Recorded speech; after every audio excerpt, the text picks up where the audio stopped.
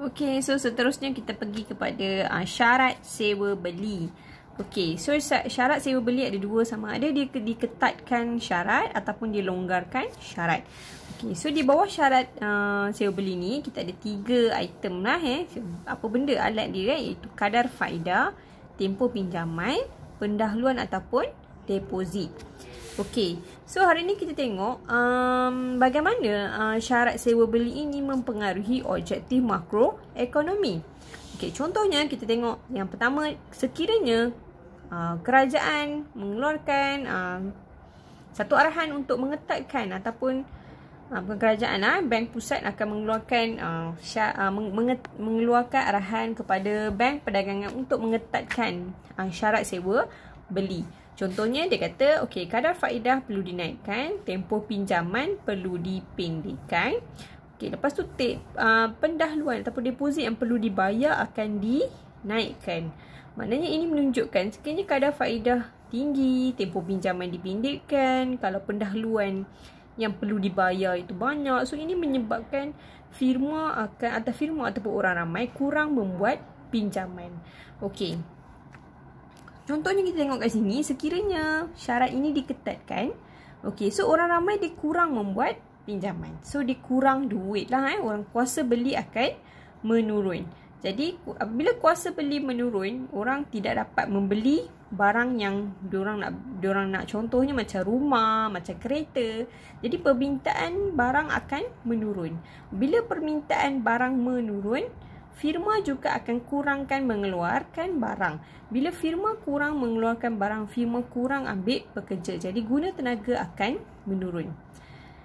Okey, apa jadi pada harga barang? Apabila orang tak ada kerja, guna tenaga menurun, kadar pengangguran meningkat. So bila orang tak ada kerja, kuasa beli tak ada, permintaan pun akan menurun. So ini menyebabkan harga barang pun akan menurun. Okey, seterusnya, apa kesan kepada pertumbuhan ekonomi? Okay. So apabila permintaan menurun, firma akan kurangkan keluarkan barang. Jadi keluaran dalam negara kita pun akan menurun. So ini menyebabkan pertumbuhan ekonomi menjadi perlahan. Okay, apa jadi kepada keseimbangan pembayaran, kestabilan imbangan pembayaran? Okay, apabila keluaran dalam negara kita kurang, kita tak boleh nak ekspor. Okay, kita kurang mengekspor barang. Jadi kita kurang pendapatan. So duit keluar lagi banyak daripada duit masuk. So ini menunjukkan imbangan pembayaran defisit. Okey, apa jadi sekiranya syarat ini dilonggarkan? Okey, so ini menunjukkan contohnya kadar faedah diturunkan, tempoh pinjaman dipanjangkan, pendahuluan menurun. Okey, so ini menyebabkan orang ramai meningkatkan jumlah pinjaman dengan bank perdagangan. So orang boleh beli barang. So kuasa beli meningkat. Permintaan pun meningkat. So bila permintaan meningkat, penawaran juga akan turut meningkat. So ini menyebabkan guna tenaga meningkat. Lebih banyak orang mendapat pekerjaan. So ini mengurangkan kadar pengangguran. Okey. So apa jadi pada harga barang? So apabila lebih ramai orang ada kerja, so dia ada duit, so dia boleh meningkatkan permintaan. So ini apabila permintaan meningkat, harga barang akan turut meningkat. Okey, seterusnya apa jadi pada pertumbuhan ekonomi? Okey, bila permintaan meningkat, firma akan keluarkan lebih banyak barang. So, bila firma keluarkan lebih banyak barang, berlakulah pertumbuhan keluaran dalam negara kita pun akan meningkat. So ini menyebabkan pertumbuhan ekonomi.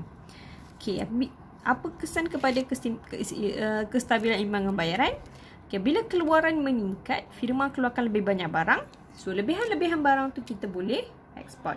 Jadi bila kita ekspor meningkat, duit masuk, kita banyak pendapatan. So duit masuk lagi banyak daripada duit keluar. So ini menunjukkan imbangan pembayaran lebihan ataupun positif.